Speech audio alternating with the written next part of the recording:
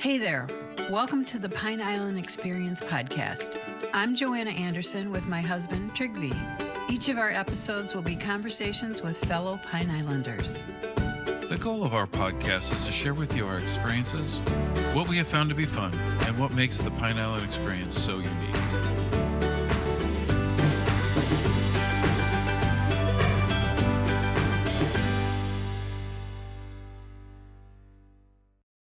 It was a very late night conversation with myself on my lanai at about 2 a.m. And I'm thinking of a husband and wife wanting to go eat somewhere. Hey, are you hungry? Yeah. Where you want to go eat? I don't know. Let's go to that place. Let's go to that pizza place. Let's go to that Italian place. Okay, which one? I don't know, that one, or, that place. And as I'm having this conversation on one side of my brain, my other side is having who's on first, what's on second. And as I sat there laughing at myself, that barbecue place, the argument between husband and wife was going on.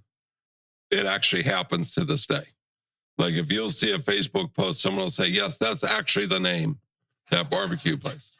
Like they're clarifying it right off the bat. And I just wanted something that was catchy that nobody could forget, but yet nobody could remember. As silly as that sounds, that's exactly what happened. You were listening to John Petrus, owner of that barbecue place in Matlacha, telling us how he came up with his restaurant's name. Probably saw John cooking in front of his restaurant, feeding people for months after the storm. John felt he had a responsibility to feed people. As he has said, people needed to be taken care of, and I had the equipment to feed people. And now, here's John to tell his story. Welcome, John. So happy you're here. We heard all about you. I remember watching all of the people stopping at your place after Ian, and then we've interviewed people, and they said he saved us. He fed us. Everybody loves what you did for Matlacha and for Pine Island after the hurricane, and how you just went to work for months feeding people. So thank you for coming out and talking to us today. Well, thank you for having me, first of all. Yeah, our pleasure. It seems like a lifetime ago at this point. Doesn't it? It does. But a lot of the images are still so fresh in my head and same bizarre. But when a crisis comes, people need three things. They need shelter, water, and food. And they had two of them. Mm-hmm. I just happened to have the only kitchen equipment that worked. Right. And a lot of volunteers to help do it. Yeah. And if it wasn't for the volunteers, I probably wouldn't have gone as long as I did. But yeah, because you were feeding hundreds of people. We did it for almost 100 days. Yeah. All the way up until January 4th. Oh, wow. Well, God bless you for doing that. People appreciate that. And they talk about it to this day. I told one of our neighbors you were coming, and she said, oh, I remember everybody getting food there. Every time you drove through Matlacha, you were so busy feeding people. I've seen people's attitudes change. I saw the fear in their eyes, and I saw them take a bite of hot food. They survived that day. Yeah. And it was all about survival back then. And seeing that change in somebody's eyes, that's a look you don't forget. Yep. And it was never a question of, should I do this? It was just, it has to be done. Yep. I mean, when I first started doing it, there was a couple other people at the old fish house doing it. And they were doing it before I was, and they deserve credit for what they've done. And like I said, we had volunteers. I paid somebody to do it when I was out of town. But the people needed to be fed because the state and the county wasn't that worried about it. Yeah. And these were neighbors, and these were people who were lost and lost everything they owned. And at least they could count on each day they would have a hot meal. Thank you. Well, let's talk about you. Let's start in the beginning for where you were born, where you've lived. I know you said you're out in California. You might have just been visiting, but tell us about yourself and how you before before that barbecue place? Well, originally I am from Brunswick, Ohio, which is just south of Cleveland. Born and raised there, quiet little place. I spent 20 plus years as a bus driver for entertainers. So I've traveled all the US and Canada. Burned out on driving a couple of times, being away. I'd travel 280, 300 days a year, and it burned you out. And it was COVID that reset my life. COVID, everything shut down. That's why I ended up opening the restaurant. Well, actually, I opened a food tent, and that turned into the restaurant. So you're driving a bus or something. How does it turn into then driving for entertainers? Or, were you just driving a bus, or was your first job then driving? So these are like people going on tour, correct? Is that when you say entertainers? Correct. Yes. Originally, I started driving buses for Disney World back in the early 90s. Wow. Okay. And then when I moved back up to Ohio, I went to work for a charter bus company. And then I was offered a job driving entertainers, turned it down, got married, had a child. That didn't work. So I went and pursued it again and wound up working out in Nashville for technically still am on the roster. Yeah, it was just a progression. What did you drive a lot of country? I did it when I first began, but then I finally had to request to get off of it. Country did what we called hillbilly weekends. They'd leave on Thursday, come back on Sundays. And it really messed with your sleep schedule. Yeah. So when you get into the rock and all the other music genres, that's long tours, your schedule stays more consistent. In fact, I moved out of Nashville so I wouldn't have to do country. You needed a change, right? I did, yeah. I just wanted to go out and tour at the time and make my money and go home and be off most of December, January, and February, which is ironically how I wound up down here because I wanted somewhere warm when I was off work. But that must have been a little bit difficult because at least my perception for the few events we've attended is they perform fairly late into the evening, and then the bus has got to be packed up. And while they're either relaxing or sleeping or partying, whichever, then you now are on because you've got to drive to the next venue, right? So correct. A lot of that's overnight driving. And so just the sleep schedule alone, your body clock was probably a little bit backwards. My life was extremely backwards. I could go to sleep at 2:00 in the afternoon anywhere, any day. And that'd be up by 11 or midnight or whatever. And whatever time lobby call was, we might push off at 1, 2 in the morning for the next city. Wow. The guys on the bus go to bed.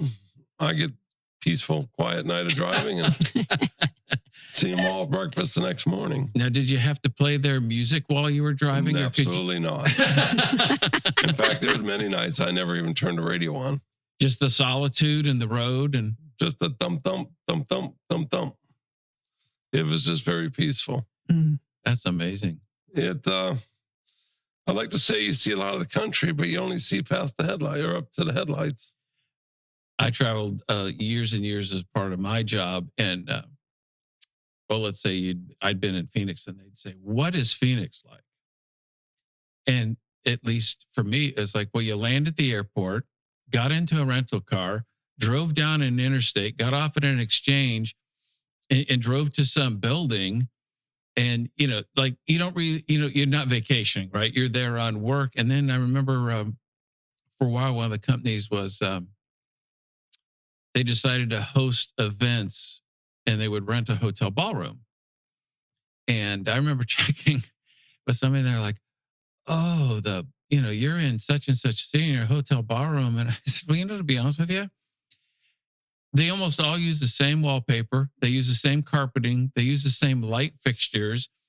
You can't tell if you're in Seattle or Miami. And now once you walk outside, temperature-wise or climate-wise, but inside those rooms, I think they're designed to be somewhat, there's very little location-specific decoration in at least most of the major chains. There might be small boutique hotels that are themed to the area of the country. But, I don't think an airport really is seeing a city. So every Marriott looks the same. Yes. But that's the dependability and they count on that. So people come back. But yeah, to your point, like you were driving all night long, so you didn't see any scenery.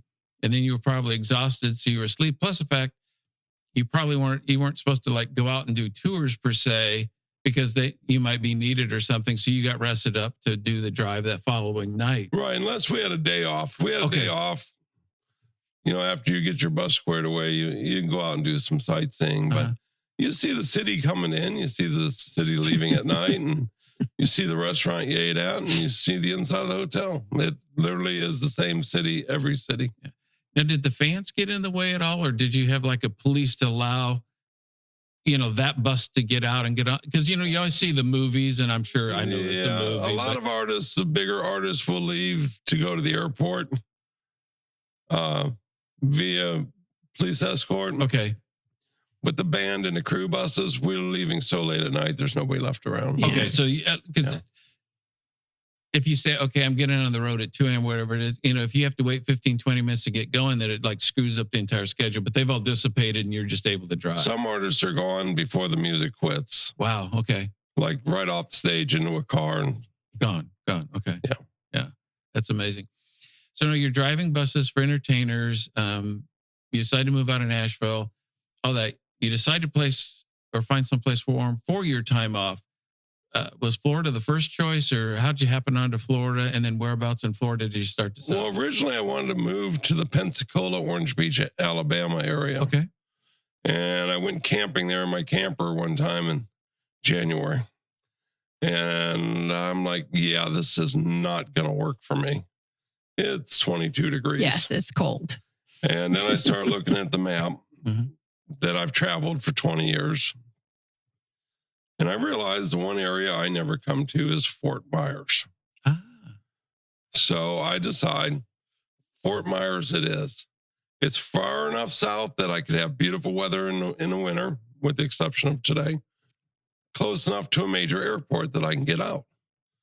So I had just finished up a tour in Fort Lauderdale, lined up a real estate agent over here, dropped them at the hotel, hightailed it over here, and went to a parking lot at Pine Island 41 there. Slept for a few hours, got up, met my real estate agent. Spent all day going over Fort Myers, North Fort Myers. Found this townhouse that I don't like HOAs, but I like the townhouse. And I said, I like it. I said, I like it a lot. I said, it's no house on island, but I like it. He goes, wait a minute. You never said you wanted to live on an island. So I laughed at him thinking, Sanibel Captiva. Yeah. And he goes, come on, let's go see Matlacha. And I looked at him and I said, any relation to Drew? He goes, what? I said, is he any relation to Drew Lachey? He goes, no, you idiot. It's a town. We've become buddies at this point, spending all that time together. And I'm like, I never heard of a Matlacha. So we came out here and it was home. When did it happen to you? At what point? July of 2018. When did you know this is where you wanted to be on Pine Island? It was right when you drove onto we crossed into Matlacha, and then I kind of had this image in my head of over 20 years of driving. Mm-hmm. I call it the Doc Hollywood syndrome. Remember when he went to Mount Dora and fell in love and never left? I figured I'd pull into a town somewhere and fall in love with something and not want to leave it.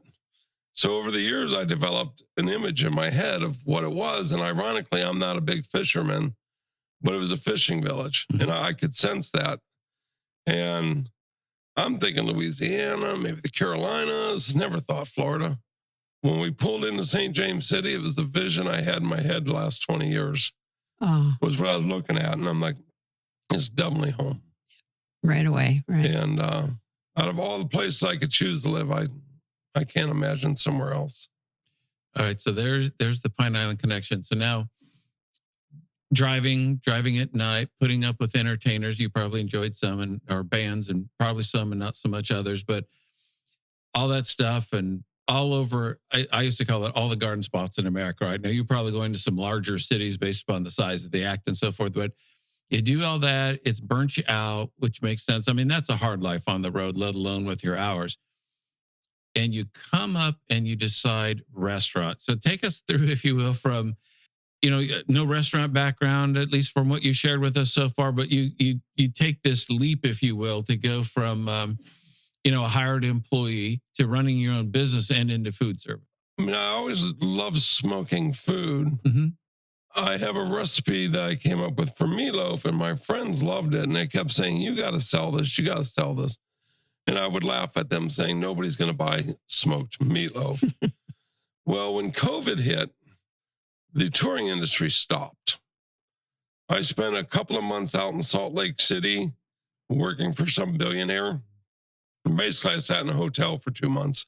When that was over, I came back and I got invited to a party. And I thought, I got nothing better to do. I'll smoke a brisket, because I had the extra 10 hours to kill. Some people at that party kind of sat me down and says, you should sell this. At that time, I didn't know what I was going to do for a living. I owned some property in St. James City. I knew I wasn't going to be able to make the payments on it if I was out of work. So I sold it immediately, took the profit of that, bought a smoker or a bigger smoker, and decided I'd give it a go. Well, the county told me I needed to set up a tent, roadside restaurant kind of thing. They came back a short time later and said, no, you need a concession trailer. So I bought a trailer and converted that. Well, at that time, the county started messing with unincorporated Lee County food trucks, basically me and the taco truck at the center. And the taco truck got the publicity off it. I was kind of a side note. Well, at that point, I decided if they're going to give me this much hassle, I'll move in to a building and not have to deal with zoning. Mm-hmm. And that's kind of how I wound up in Matlacha. It was the only building available, and it was big enough for what I needed it for at the time. And the problem was they were still rehabbing it from the last occupant, so I had to wait a while to get into it. Mm-hmm. By this time, touring was starting to pick back up, so I went on the road for a couple of months and then opened December 11th, 2021. And things went great up until about July of 2022 when season ended. I decided I was going to close for the summer and go back on the road again, make some money and come back, reopen in October. Well, we know what happened September 28th. Yep. I was still on the road, came back and realized I have the only working kitchen equipment, and picked it up out of the mud and hosed it off and ran some hot fires to sterilize it and started cooking while I was back. And then I had to leave, go back out of town again. About a week or two later, came back, cooked again, ended up hiring someone to cook while I was gone. And then I came back in October and stayed permanently and took over the cooking. But there was volunteers that helped prepare the food. There's volunteers that helped serve the food, and the donations just kept coming in for more food. And it's like, as long as we have donations, we're going to keep going. People are donating this money for food. They need to get the food. We made it all the way to January 4th. And that's when I realized people were just feeding their workers rather than going to McDonald's. And I'm like, yeah, it's time for me to move my life now. Mm-hmm. Seems like so much happened in that 3-month span that it's hard to remember one day from the next. Mm-hmm. So now, was it a side benefit of the driving career? And you probably know better than I, but there's kind of a Carolina barbecue. Kansas City is famous for their barbecue, Texas style barbecue. There's probably some others I'm not listing, but did you get exposed to all those then when you were out on the road, or how did you settle on your particular type of barbecue? Central Texas, salt, pepper, and smoke. Mm-hmm. If you need anything more than that, you're trying to cover something up. And actual smoke, not gas assist, not charcoal assist, or actual hardwood oak fire. Low, slow, I hate that saying. That's the only way you're going to get the smoke into that meat. And that meat will take smoke up into about 160 degrees. So the lower and slower you go, the more smoke you get into it. But then you get into clean smoke and dirty smoke. If you got a white bellowing fire, that means you're not hot enough and you don't have enough oxygen. Mhm. If you have a blue or purple or clear smoke, that's where you get your good taste. What kind of wood? I know there's different Oak. woods. Oak. Oak, yep. Good hardwood oak. Okay. We're in South Florida. We can't get much other than oak. So other than the simple rub, salt, pepper, and smoke, as you suggested, if memory serves, that's Texas has more of a dry philosophy, where I know some areas like some kind of a sauce goes on, but that's all cooked dry and served dry. Is that correct? And then the if sauce. you get into, you got Texas is more of a dry rub, which is salt, pepper, maybe salt, pepper, garlic, depending on who's doing it. Okay. No sauce. Sauce on the side. Sauce is always on the side. Okay. Sauce happens. We know what happens, but it's like going to a $high steakhouse and adding A1 to the steak. It's like you just spent a lot of money on a very expensive cut of meat to change the flavor. And we get it. It happens. But if the meat is good enough, it shouldn't need sauce. And it depends, like you said, the region people come from. Pulled pork is Carolinas. I do pulled pork, but I don't do a vinegar sauce for them or a mustard sauce. Okay. I do a tomato sauce, but only because I have to. Mm-hmm. If I didn't have to, I wouldn't do it. Yeah, there's so much flavor in it, right? Without a sauce. I mean, well, the meat should be good to stand on its own. Yeah, Yes, like a it's steak, juicy. it should stand on its own. Yeah. Which, by the way, I now do steak and fish also. Mm-hmm. We've added ribeye steaks, and usually I do grouper and maybe a snapper or a mahi or something like that. No, that caught but my that's eye. cooked over an open fire also. Now with the sauces, and I can tell, I completely understand and agree with, the meat needs to stand. Are those homemade? It sounds like you say, I do a tomato sauce, as I'm interpreting that those are homemade as well. So for those people that want sauce, it's not just the kind of the well-smoked meat and done the right way or the old-fashioned way, but it's also then a homemade sauce should they choose to. Well, I start with a base and I add my spin to the base sauce. Okay. Because if I had to spend time cooking from the ground up, I would have no time in my life at all. So I found a way to use a base and go from there. Okay. And then for people who don't know, what is the smoking process like? So from you've purchased the meat, trimming, rubbing, and just kind of take us through the whole process. Well, when I touch a brisket, I'm going to use brisket for an example. I'll have my hands on that brisket for over 24 hours. Meaning from the time I open the package and I trim the fat, first thing I do is throw the fat into a pan and I reduce that down to tallow. Smoker's already going. I put it on. I monitor it. You're looking at about an hour and 15 minutes per pound. So people complain about the cost of brisket, that they don't realize that if you start with a 15-pound brisket, you're going to trim about 4 or 5 pounds of fat off that brisket. So you've just cut off what you've paid for. So now a brisket is going to shrink down. So if it's 11 pounds, it's going to shrink down to 5, 6, 7 pounds. So now you've lost money. This is why brisket is so expensive. Not to mention that at 11 pounds, I'm looking at about 12 hours of cooking, which involves, for me, hardwood, not hitting a gas valve and turning an oven on. And then I have to monitor that fire for 12 hours every day. When that when that meat reaches the temperature I want it, at that point, it's wrapped and put into a warming oven. It'll sit in that warming oven doing its natural process for 12 to 14 hours. In addition to the cooking? This is after it's After, done cooking. okay. Yes. You got to give. Is it adding flavors sitting there? No, it's adding. It's resting the food.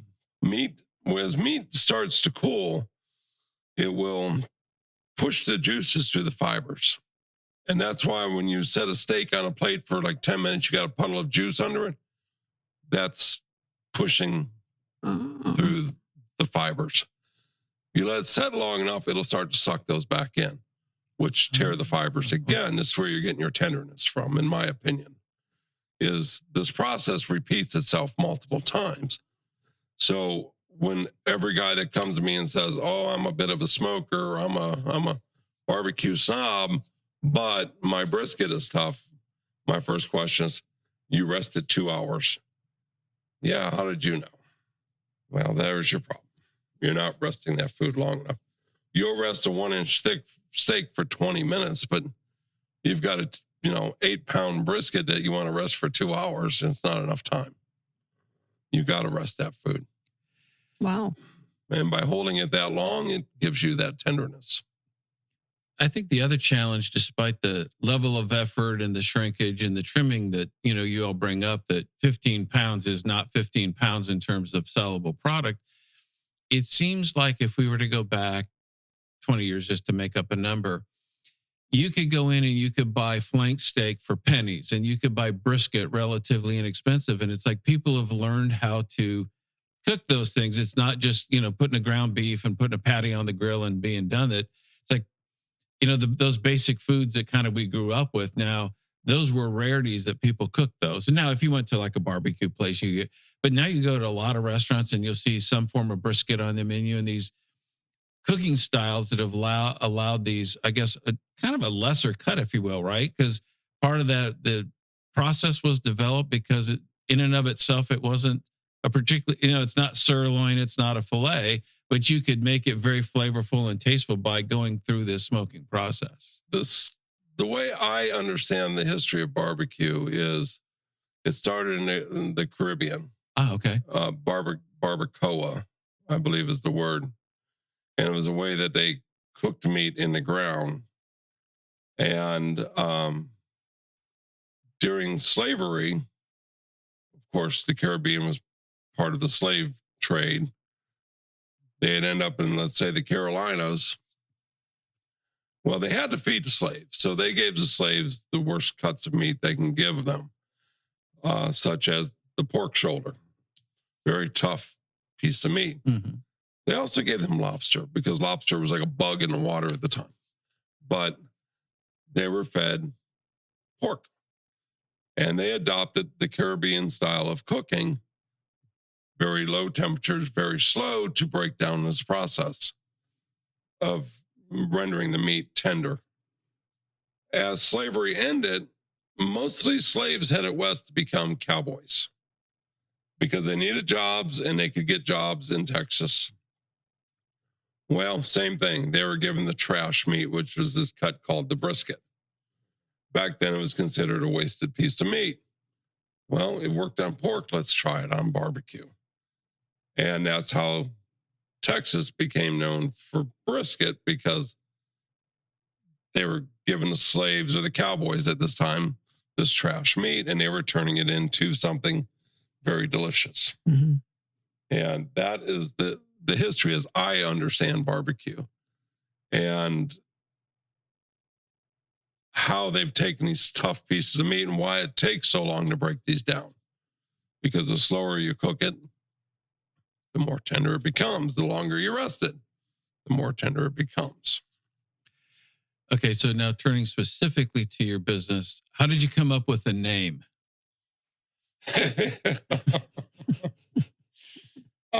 It was a very late night conversation with myself on my lanai at about 2 a.m. And I'm thinking of a husband and wife wanting to go eat somewhere. "Hey, are you hungry?" "Yeah." "Where you want to go eat?" "I don't know. Let's go to that place. Let's go to that pizza place. Let's go to that Italian place." "Okay, which one?" "I don't know. You know that one, or Mm-hmm. that place." And as I'm having this conversation on one side of my brain, my other side is having who's on first, what's on second. And as I sat there laughing at myself, that barbecue place, the argument between husband and wife was going on. It actually happens to this day. Like if you'll see a Facebook post, someone will say, "Yes, that's actually the name of that barbecue place." Like they're clarifying it right off the bat. And I just wanted something that was catchy, that nobody could forget, but yet nobody could remember. As silly as that sounds, that's exactly what happened. Yeah, I don't think, Everybody remembers it. Yeah. They just don't know they remember it. I think everybody does. Yeah. I was kind of half wondering. So your explanation makes perfect sense because I think we've all been in that conversation, even with just a group of friends. It doesn't have to be husband and wife. Somebody says, let's go get, Italian, or let's go get barbecue. Invariably, the response is, well, where? And you can't remember the name. You may not remember exact location. You know how to get there, but you can't tell somebody's street address or something. And you go, well, that barbecue place. But I was kind of laughing in the background. There was a situation comedy called That 70 Show. And the producers were trying to be a little bit ubiquitous and nefarious because they didn't want to nail it like into a specific year where people might say, well, that didn't happen in 73 or whatever. So that thing was, and now I'm sure between writers, actors, et cetera, there's more than one success factor, but the name stuck and became then surprisingly, to your point, almost unforgettable because it's like simplicity. And you didn't have a lot that you needed to remember in order to know about the show. So same with your restaurant. If you want barbecue, well, we go get it at that barbecue. Which one? Yeah. My first time this happened is I had ordered a load of wood. And the guy told me he had a 5-minute argument with his dispatcher over where to deliver this wood. Because she would say that barbecue place and he would say, which one? And it took him 5 minutes to realize. And that's when I realized, yeah, that was the right name. That's your who's on first, what's on second. Yeah, That's that whole conversation. Exactly. Yeah. Oh, that's so clever. now people have started calling it That Barbecue Place in Matlacha. Yeah. Because now they can at least know a location of it. Yeah. They can get close to it. I noticed you like referring to it as that cozy little dive. You were quoted calling it that. The cozy little dive? Yeah. Yeah, I one of the first barbecue places I went to was in Sanford, Florida, back in the 90s, and it was a dive. And then when I started traveling, I went to a place called Rudy's World's Worst Barbecue and Country Store outside of San Antonio, Texas. And it was a little dive. And today they're a big chain that goes all the way up to Albuquerque, all the way over to Phoenix and all over Texas. But 24 years ago, they were one shop. But I just like dive food. I think it's more relaxing. It's more informal. That's where the good food is. Mm-hmm. It seems like you go to the nice, shiny, polished places and you're paying corporate prices and the food's mediocre. But you go to a dive, it's like best hamburger you're ever going to have is at some dive restaurant. Mm-hmm. That's what I wanted, was a dive. And you've been creative when you went in and did repairs. You have different wood up there, different colors, island colors. Well, I'm in Matlacha, so it's kind of required. Yeah. And didn't you repurpose wood or chairs The logo itself was logoed after my Jeep, which was lime green. So the building was a color match to the logo to the Jeep. But then when we rebuilt after the storm, we were given a stack of pallets. And the pallet that we got was what the water was on when they first reopened the island. So all those pallets held the water that were the lifeline to this island. And then some of the wood in there is also from the Bridgewater Inn that washed away. And then we have different memorabilia pieces from Hooked Island Grill. We have one board off of Bert's Dock. So we tried to save a little bit of everything we could inside the decor. Do you have history in there? Yes. I mean, we try to mark which is what's from Hooked, what's from Bridgewater. Mm-hmm. I mean, the pallets are pretty obvious, but we also have somebody brought to me the original or the mid 80s Bridgewater Inn sign.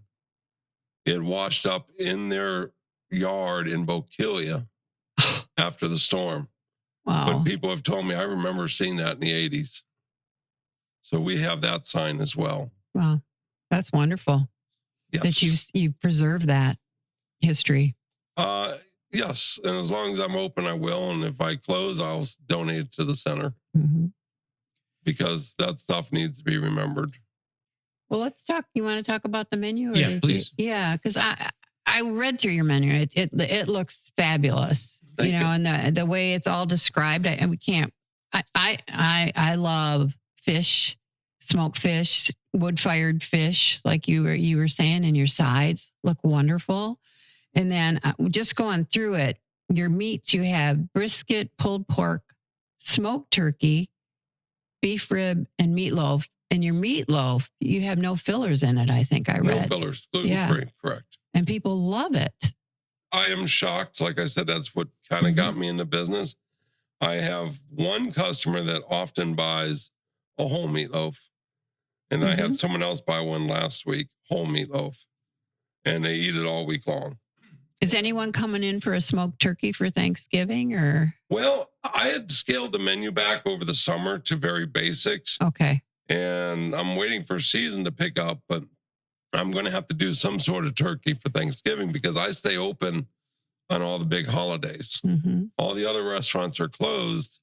I stay open because there's enough people that are working, enough people that are single that need a place to go.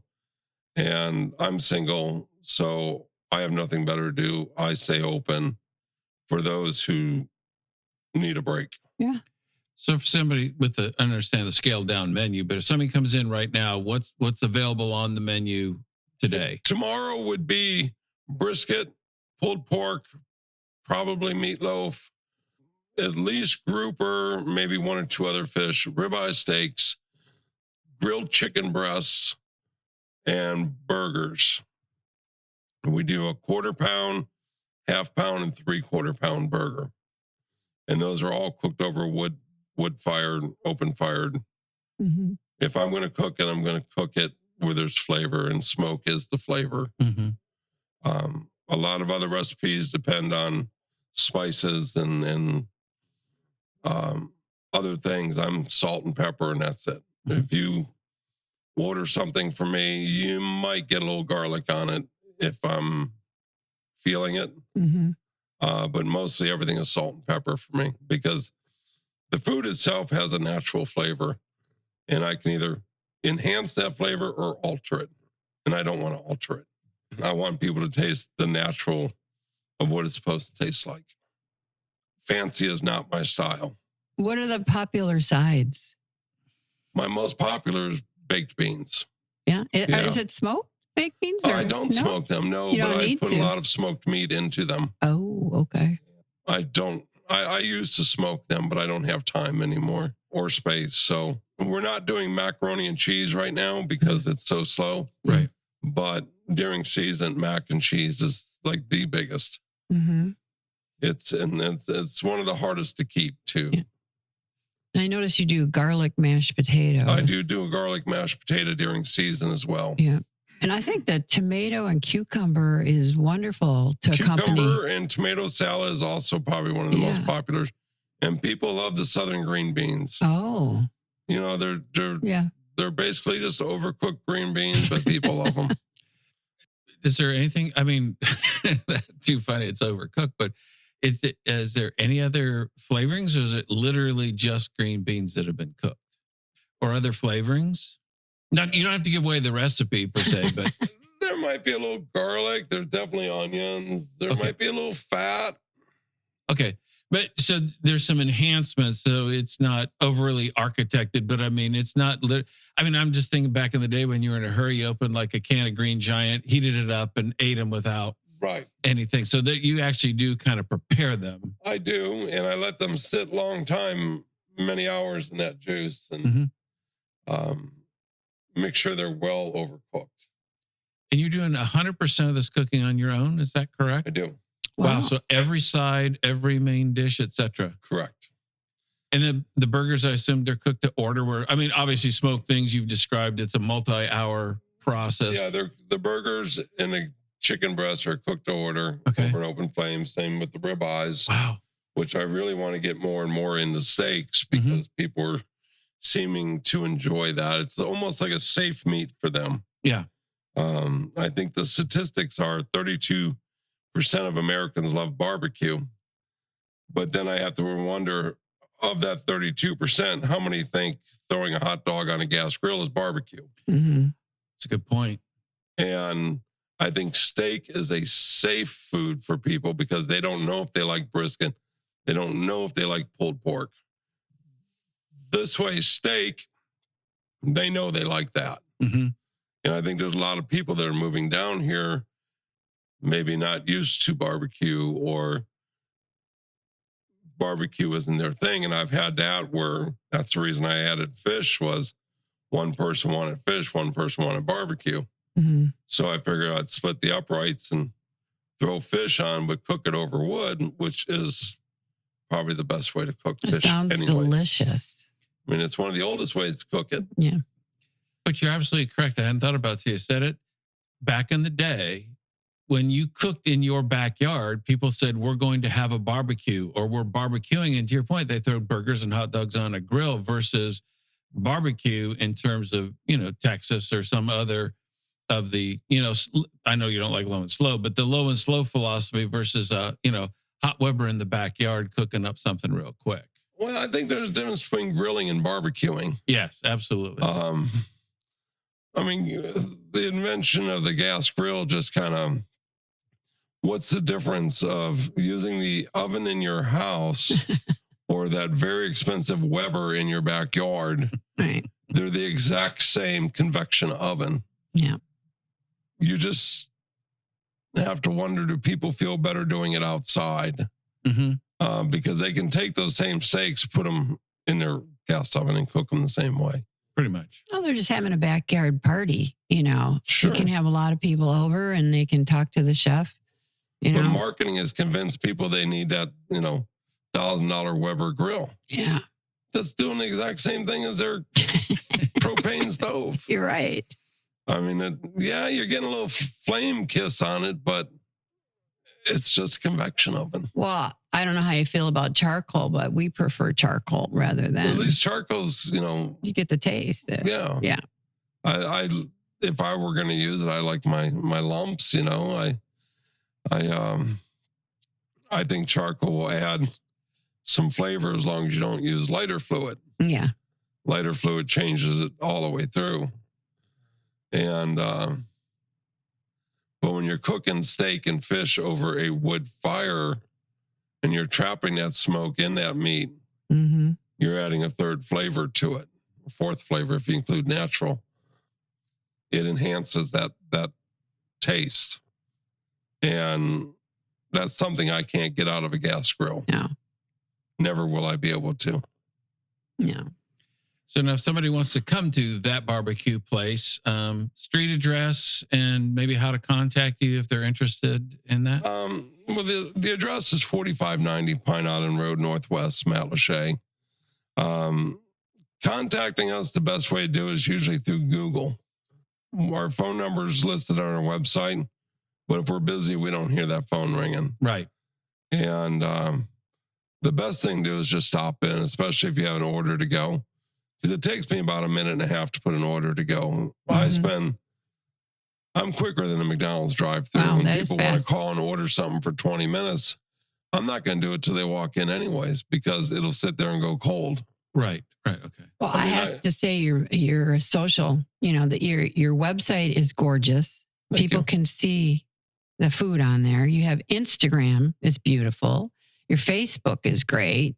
I have a wonderful woman that does my social media, Facebook, and she puts out some great posts, and she'll text message me in the morning and tell me what I'm up to today. I'm like, absolutely nothing. Or, it's a Tuesday in Matlacha, but she'll come up with something for me. That's brilliant. Yeah. I mean, once season kicks up and we start to get in the swing and we start to add staff back in, and I'll still have my duties of cooking, but Yeah. Well, it is getting busier. The traffic's getting busier. we're not getting busier. We're actually Not yet? slowing down. Oh, I watched Blue Dog cross street, and for the last couple weeks, they've been dead up until last night. Last night was the first good night they've had in a long time. So I judge off of their business. But I also realized from Facebook posts that 98% of Cape Coral doesn't know I'm in Matlacha. because I'll see a question, who's got the best barbecue? And it always comes up the same. Mission or Texas Tony's. Both corporations, I'm sorry, it's just not handcrafted wood-fired barbecue. They're good at what they do, and people seem to like them. But I don't think I'm reaching enough people in the Cape right now because they just don't know I'm here. Mm-hmm.